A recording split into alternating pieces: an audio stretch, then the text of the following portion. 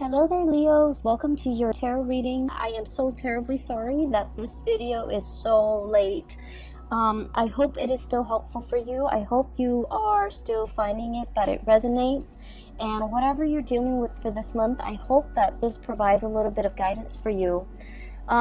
So I actually had two messages that came out for you. So I'm going to talk about them in succession, okay? So first of all, when I was shuffling out the spread, it took me a really long time to form like an image, and then once that image came out, the cards started coming out.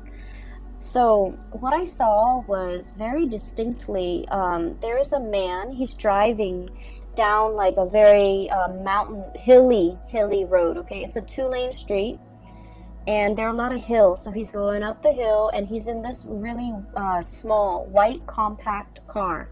It's a very small car. It looks almost like the 80s in rural America somewhere. It looks like the 80s.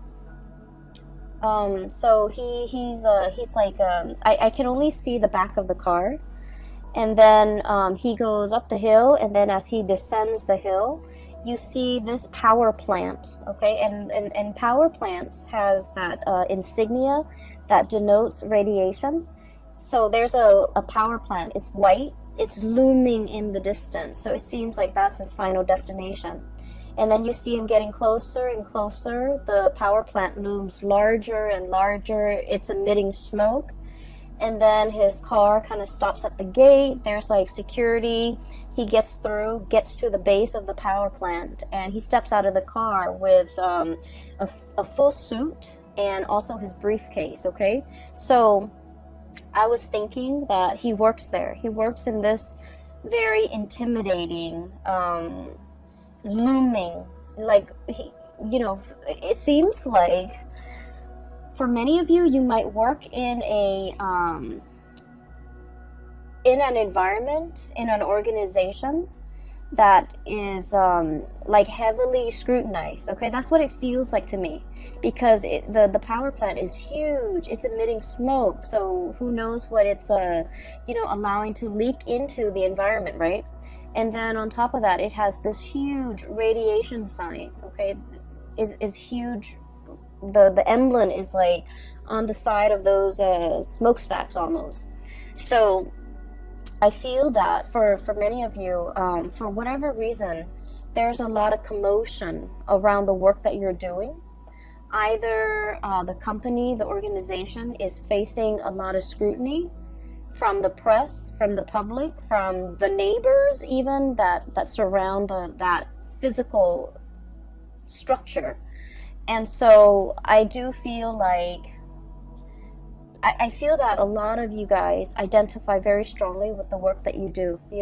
You want work that is meaningful. You want work where your skills and your talents can be on full display. And especially for many of you, you might be like the voice, the face, the model, the mascot for whatever it is that you're working at. You might be a sales rep, for example, for a company that you work at. So you're kind of like the face of the product, okay?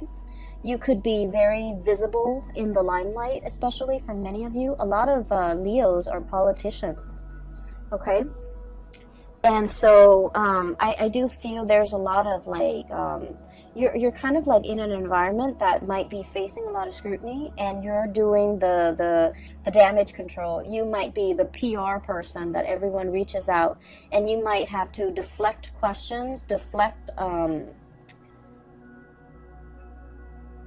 you might have to create your own red herring in order to distract people from something. From something. You might be hired to take on a position so that you can do damage control. You might be hired on by a firm in order for them to fix something that they've made a mistake on.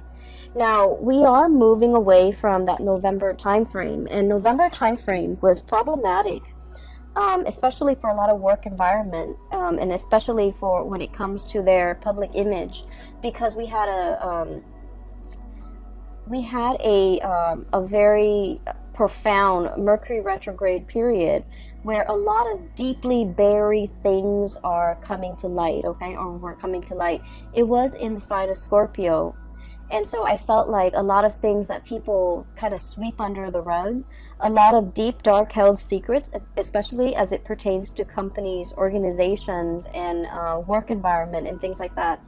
Things that people in power were trying to hide from the public, or truths that they were trying to distort, or you know, just things that they shove away when no one is looking. I feel that all of that might have come to light recently, and as a result of it, you're kind of called in to do some damage control. Okay, so that's what I was feeling. I just feel like the work environment that you're in is facing a lot of scrutiny. The people you might work with, they might have their own personal issues that's facing a lot of scrutiny. Okay, and they're faced with a lot of scrutiny.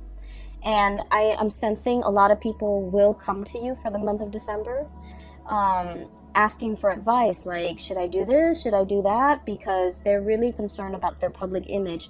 And you know, it doesn't mean that they're superficial or vain or shallow. I just feel like there's something going on here where somebody's job might be at stake, and you're kind of called in to either provide some guidance, provide some legal advice, expert advice even, how to de-escalate tension, how to de-escalate a potentially volatile situation, how to, you know, do all of those things. Okay. I also feel like, you know, you're good at your job. You're paid very well. For many of you, you're paid very well for the work that you're doing. But behind it, I feel that, you know, it's a job. So you try to do what you're told. So for example, you work with you're hired on as a contractor to do some damage control for a company, and you might not like that company very much. And so, you know, even if you don't agree with it, agree with the things they're trying to hide, the things that they're trying to sweep under the rug, you're hired to do this job. And so you will do it to the best of your capability. So I don't see any moral, ethical conflicts here. I just feel almost as if there's a lot of fires to put out. Okay? So going back to that image, there's a second part. So, you know, he steps out, and he's in a suit, really nice suit, in this mini car, but he's in a suit, and he holds a briefcase. And so, you know, my initial thought was, oh, he works here, he's an employee. But then I see him like with in that briefcase. It's not like papers or laptop or things like that. I guess in the 80s they didn't have laptops. It's not like papers. It's a science kit. Okay, so he has like those what are those, the droppers, where you take a little bit of a water sample and you put it into a slide, things like that. He has a dropper, he has machines to test the radiation level, and so he opens it up, puts it on top of the front of the car, the hood of the car, and then he starts to go around the area, the power plant.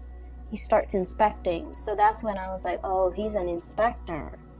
So he's not called out to do some damage control, even though that message applies to some of you. Okay? But on the other hand, you might be also called in to inspect, to appraise, to make a final determination on something, to see whether or not it's sound, whether or not it's safe, whether or not it meets the regulation and the standards. And I feel like for many of you, and this could be, you know, just literally just one person I'm speaking to, but I feel like there was something that was unearthed. All of a sudden, it just came to light, and, you know, you're called in to do to make the final determination, to inspect, to appraise, to look at it. And he does his thing. Okay, he walks around multiple times collecting multiple samples, and then at the end of it, what I saw at the end of that picture, of that scene, was he puts in he takes like a poster from his car.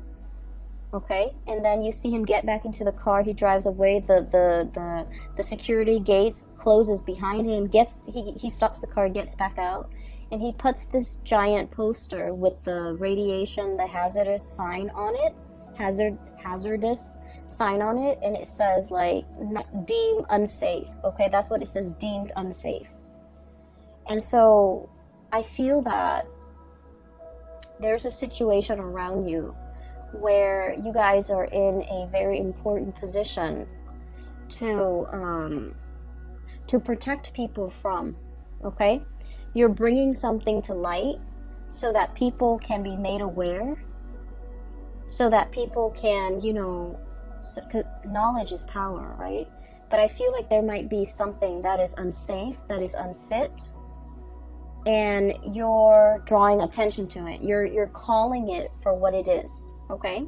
So in a way, this could be in a work environment, but then I also feel that for many of you, the word unfit parent came in, okay? So you might be, for example, a social worker, where you're inspecting homes, the home environment. Is this a safe place for children to be in? You might be inspecting like a retirement home where they take care of elderly people. You might be inspecting like a preschool, even a high school. You might be like, you know, one of those superintendents or one of those inspectors, academic inspectors, to make sure something is meeting the requirements, is passing, you know, the regulations and the codes, and make sure other people are abiding by it, because if they don't abide by it, it can cause long-term negative impact on not only, you know, the people that are involved, but the surrounding area. Hence this power plant, okay? It generates power for the entire area, and if something happens to it, it will affect negatively the entire area in terms of, you know, power surges, or even worse, like chemical spills and things like that. So I feel that you're taking your job very seriously, and you're wielding a lot of power.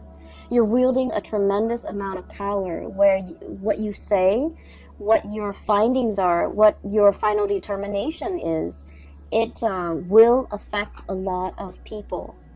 And I just have to say, Leos, you know, us fire signs were incredibly ethical. We try to always walk down that straight and narrow path, okay? We're humans. We do stray from it, okay? But I do feel that for a lot of fire signs in general, ethics and morality goes a long way. You know, there's always a right and there's always a wrong. And we don't really mix the two, okay?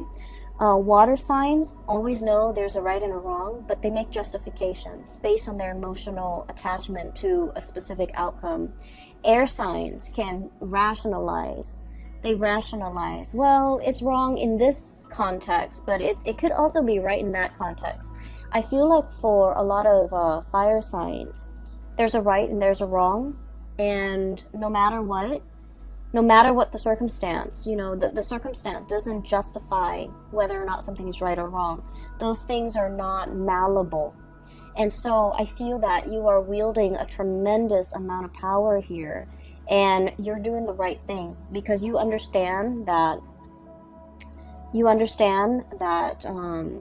by, I guess, succumbing to, you know, pressure, or by not listening to your own sense of morality, it affects a lot of people around you, a lot of people that might not even be family members, that you might not even know them, you know, personally, but it affects their families, it affects their livelihoods, it affects their health. And so you're doing everything that you can to make your final determination on something, possibly to close something down, to shut something down that's not healthy, or to, you know, or to like find justice in a situation, okay? I see a lot of people here where you might be looking at, you know, the way somebody is raising a child, the way somebody is taking care of another person, and you're disagreeing with the way in which they do things. And for some of you, you know, it is the holiday season. We're going to be dealing with a lot of family members. So I do feel some of these issues are coming up in the family unit. You know, it's like, you should have done this as a mother, you should have done that as a father, you shouldn't treat your parents like this. You know, all of those discussions, I feel it's coming into the picture, and I keep seeing like unfit. Somebody's unfit to do something. Somebody is unfit to take care of themselves, or they're not all mentally there, and they have somebody else who's managing their estate, or who's like a power of attorney, and that person is unfit because they're taking advantage of the person who's not able to take care of themselves. So I feel like all of these ethical, moral debates are coming into the picture, and I do see you discussing all of these things with family members in a very passionate manner. I don't see it being like an argument where we're arguing and screaming and slicing each other left and right. I don't see that. I just feel heavy discussions over somebody's qualifications, over somebody's capabilities, over, whether or not something is fit, or whether or not the situation needs to be shut down and closed off. Okay, so that's what I'm seeing. And we're 16 minutes into the reading. I just wanted to get that out of the way, okay, because I felt like it's much calmer now. I feel a lot calmer. The power plants, the looming sign, that radiation sign is so strong. Like it was so big, it was so visible, and I feel that that message needed to be conveyed, because I feel like there's a potentially toxic, hazardous situation, and it needs to be called out. It needs to be labeled for what it is, so that people know to avoid it, and it needs to be shut down. Okay, so that's just the bottom line. On the other hand, on a lighter note, okay, I do see two people here. So let me talk about these two people. I feel like that was the work situation. So let me talk about these two people here. I have one person who is they're very much still interested in you, but I feel that you're turning your back on them, and you're turning away from them, and you're finding love and inspiration and passion and reciprocity elsewhere. Okay, I feel that you are upset and frustrated with this person, and this person is showing up here as the Knight of Cups. Okay, it seems almost like he's got a blob. It's like a paper bag over his head. Okay, that's what it feels like, doesn't it? So I feel that you are frustrated with this person. I feel that they do a lot of things that frustrate you. I also feel like they're overly affectionate and possibly a little bit needy. And I also feel that they're looking for you, wondering what you're up to, thinking about you, possibly even, trying to reach out to you. And I feel that you respond when you want to, but this person is no longer kind of like your top priority. I feel like once upon a time, the love between the two of you might have been very hot and heavy, okay? Because I do see an energy of like opposites attract. There might be a huge age difference. There might be like a cultural difference. There might also be like, it might be like an interracial coupling type of a thing.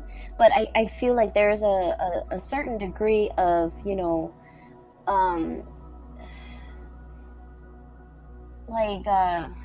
guys are very dissimilar, okay? Very different from one another.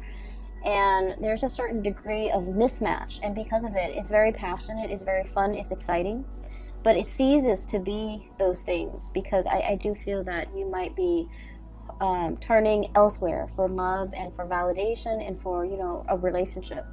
And so this person is wondering what you're up to. This person is like not really sure how you feel about them, and they wish they could know how you feel about them, because they're wondering and always thinking. And if you are a cross watcher, and this sounds like you, I just feel like with fire signs, what you see is what you get. Okay, fire signs are very straightforward. If they're communicating with you, they like you. If they're not communicating with you, they pretty much have exited the picture.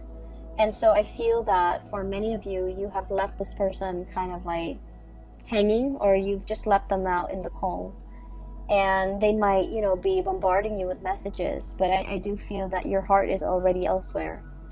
And then I also feel that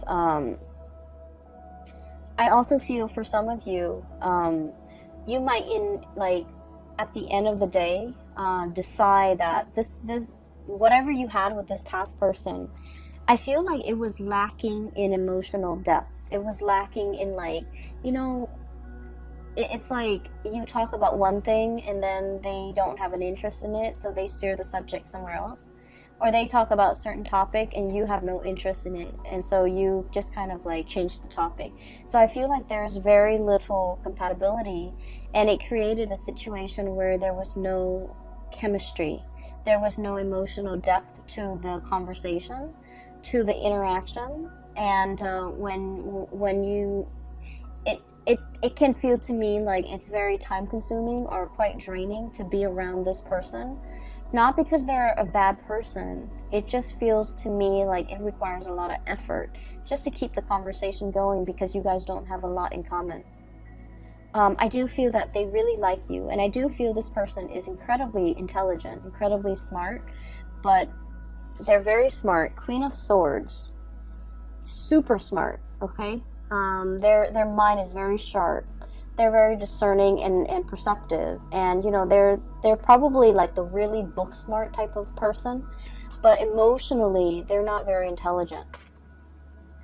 And emotional intelligence basically means that we know how to read body language. We know that when somebody is like doesn't want to talk to us, and so we end the conversation. You know how sometimes you have like coworkers who you're super busy, you're at your desk working, right?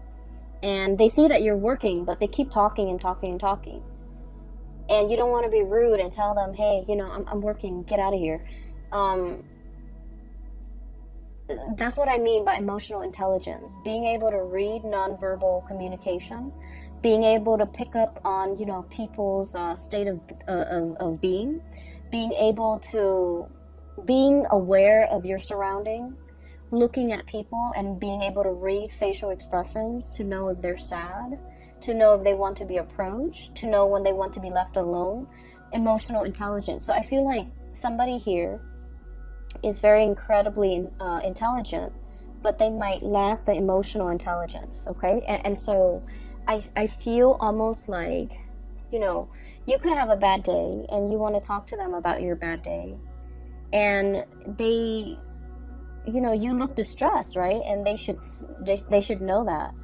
And then rather than letting you vent, letting you talk, they steer the topic away from something that is not even remotely important. And so I feel that it frustrates you, and it hurts you too, to feel that you're not validated, okay? To feel that they're not acknowledging that you've had a bad day. They're not acknowledging your distress. They're not picking up on these cues. And you're wondering, you know, if they care about me, they should be more attentive. They should be more considerate. But I just feel that they're lacking in the ability. It's not the ability to sympathize or empathize. If they're aware, then they would know. They're just lacking in the ability to pick up cues. Hence, this person, it's almost like they've got that plastic bag or the paper bag over their head. They're walking around, you know, not a bad person at all, but they're lacking in being able to know their environment, being able to sense their environment, being able to navigate their environment successfully in an emotional way, okay? So this is somebody that is that doesn't form emotional attachments, and so they're kind of you know, their friendship circle might be very, very small. It might also be quite superficial. They don't have depth to their relationships with other people, and I feel that you're understanding that. I do see you turning away. We have here the Knight of Cups and the Ace of Wands. This pangolin, I guess, with the swan, is turning away, walking away, moving away from a situation.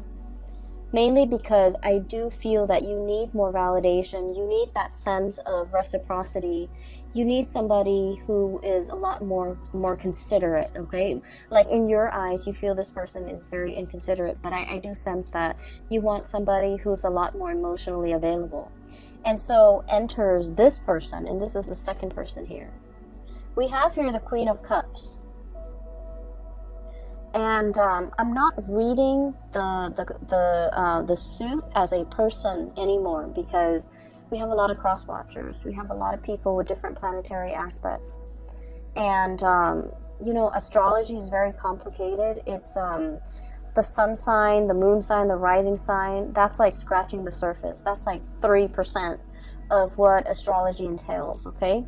And so by saying, you know, this is a water sign, sun, moon, or rising, I feel that it just glosses over the entire study of astrology. And so I'm going to read it as just, you know, the energy of a person. This is somebody who's a lot more emotionally available, okay? Just emotionally available. You have a strong emotional connection with them. And because you have such a strong emotional connection with them, you start to feel passion and chemistry with them. You start to feel, and I do feel like this person is quite attractive, very beautiful, very attractive. I'm seeing somebody who's like very well dressed, okay? Like they dress really, really well. They look presentable. They look very nice. They smell good. They're always clean. They're made up, so like they could have a lot of not a lot of makeup. There's nothing wrong with wearing a lot of makeup, but I feel like they're dressed to go out. Like every time you see them, they look picture perfect. They're dressed to go out. They take care of themselves. They look great, and they're beautiful and attractive. And you know, they just look clean, and they just look like they know what they're doing. That they know, that they're aware. You know, whereas this person was kind of like fumbling in the dark. This person is very aware. And so you're shifting from the energy of one person who's kind of clueless to another person who's a lot more, I guess, considerate, a lot more attentive, a lot more observant. A lot more observant.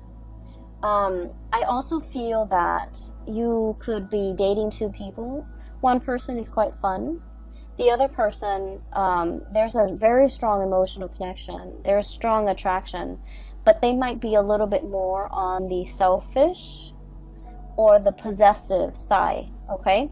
So one person might be a little bit more possessive. Like, I didn't mean to say selfish. I meant to say jealous, but selfish came out, so maybe. So selfish, or like they're a little bit more wrapped up in what they want, in their emotions, in what they want, in what they want to hold on to. And I feel like the emotions are very, very intense, okay?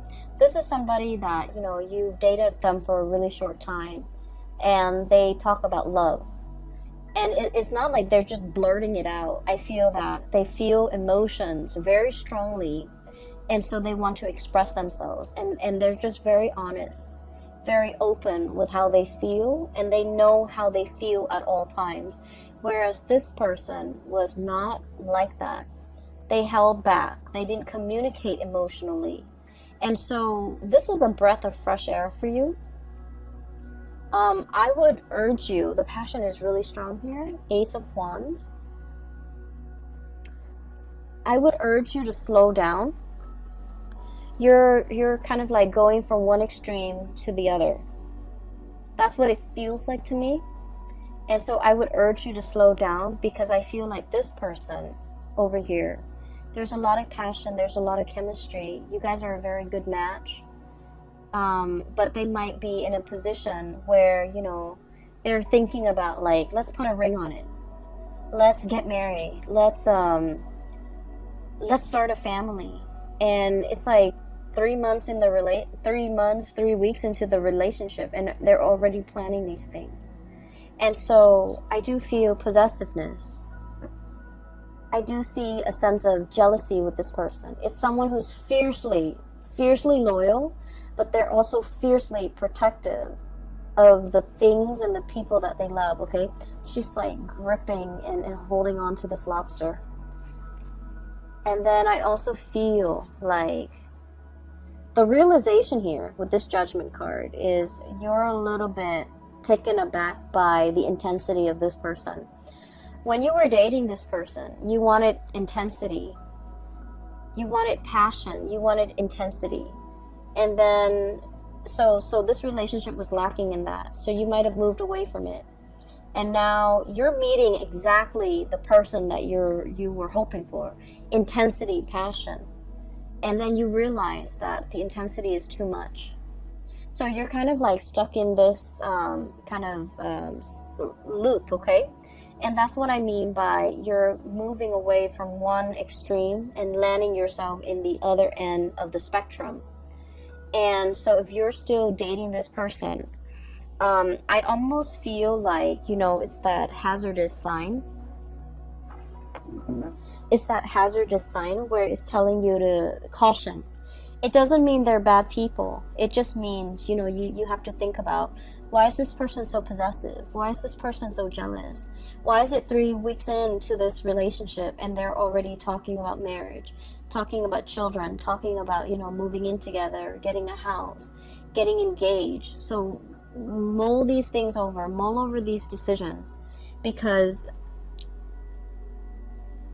with the Ace of Wands, it denotes to me impulsiveness as well. And so we want to make sure we are on the same page before we can make these, major decisions, okay? Especially if we have children in the picture as well. So I feel like something is starting off really, really fast. It's great. It's passionate. And I feel that this person really likes you. And they might feel that you are the one. And then I also feel you have that ex coming back into the picture. And I feel like they're totally opposite people. On at first glance, or from what you remember, or from what you know about these two people, they're totally different people. But in its essence, I feel one person is a lot more expressive. The other one was very non-expressive. But at the heart of the matter, their energies are very similar, okay? They might have issues when it comes to emotional expression. One is too much, one is too little. Try to find that balance, okay? You might be that middle ground for them, for both of them. You might be that anchor point, and that's where they gravitate towards you. So just be careful that you have to moderate a relationship. Just be careful that you have to be the one where the other person leans on, because that can create, codependency. So, you want to be careful of that, okay? The second image that I saw for you was, I see this dark corridor. It looks almost like a hospital or like a school. It has a lot of different rooms, and it seems very clean and kind of sterile. And it's dark. It's, I can see a little bit, like I would say 30-40% visibility.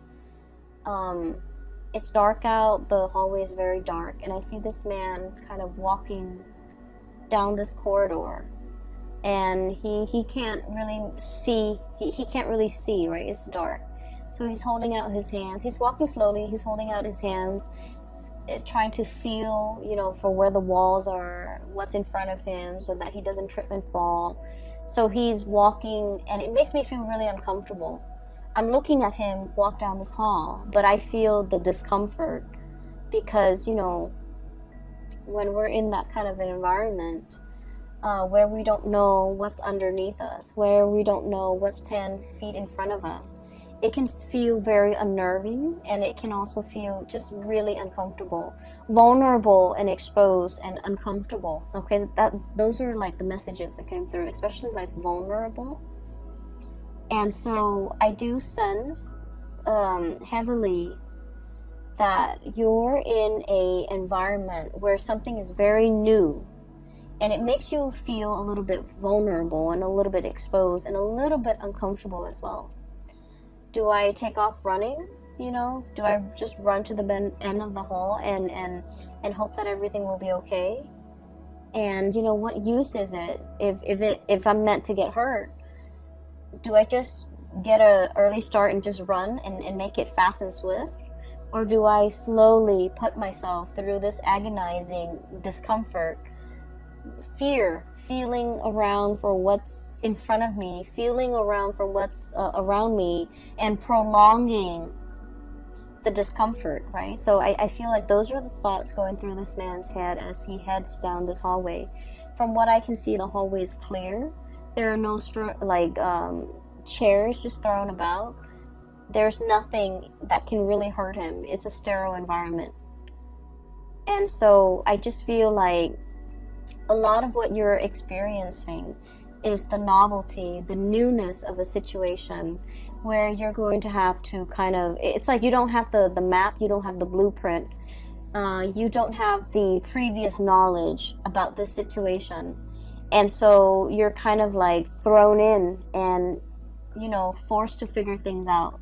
For some of you, you might be dating somebody who might have children, and you're doing this for the very first time.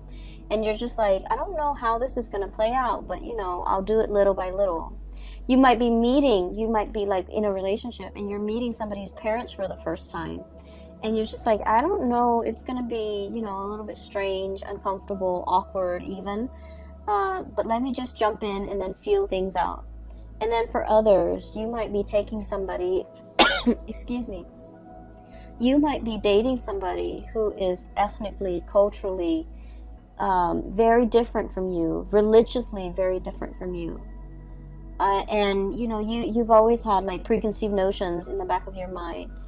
It's going to be like this, or they're like this, you know, so-and-so is like this race, this religion is like this culture is like this.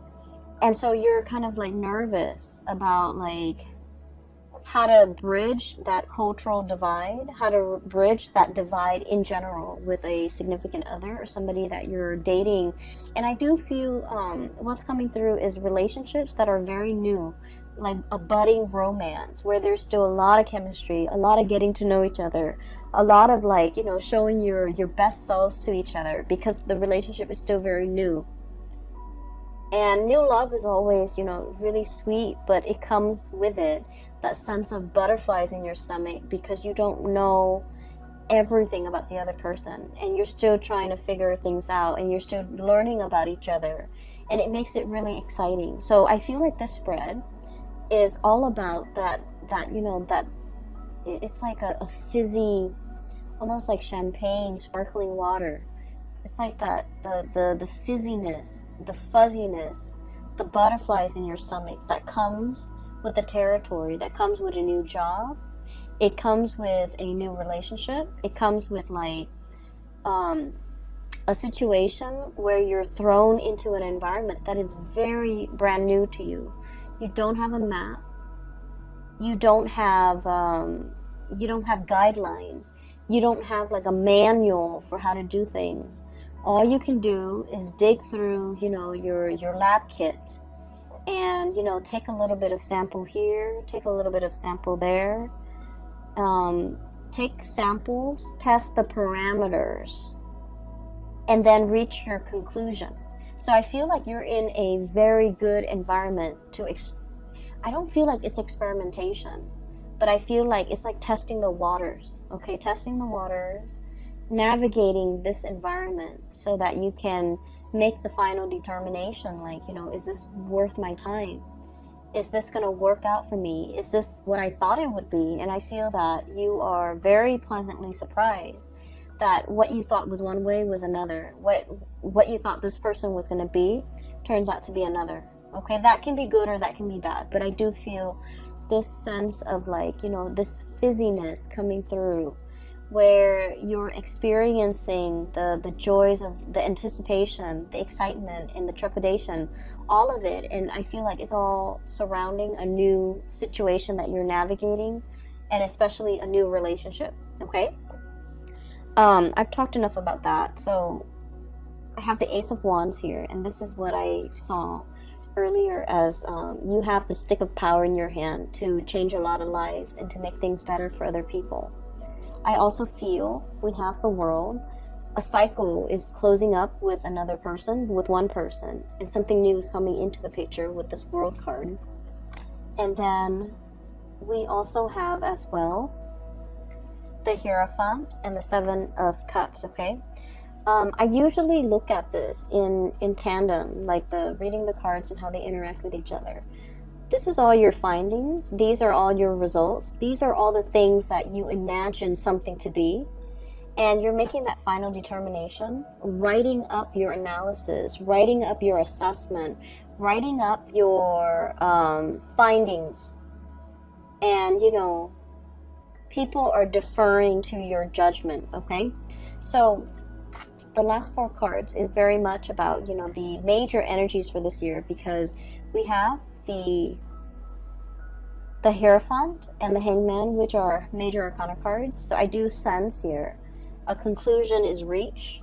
People are waiting for your final say, for your final word, for your word of wisdom to tell them whether or not something is fit or whether or not something is a good fit. Okay, so you might even have like 2 potential suitors waiting around for you and asking you to decide. Okay, asking you to decide. Like, is it going to be me or is it going to be that other person? And I feel like you've already made up your mind, because you want to go for that relationship that has a lot more emotional depth to it. And you're meeting somebody that will show you the depth of emotion like nobody else can. Okay, I will leave it at that. Thank you so much for joining me for this reading. I hope it is helpful for you guys. And I promise you, I promise, okay? And this is no joking matter. I will get your videos out on time. For the month of January, we have the holiday season. Work is slowing down a little bit for me. So I should be able to publish them on time, all right? I wish you all a very wonderful holiday season, and I'll see you in January, okay? Take care.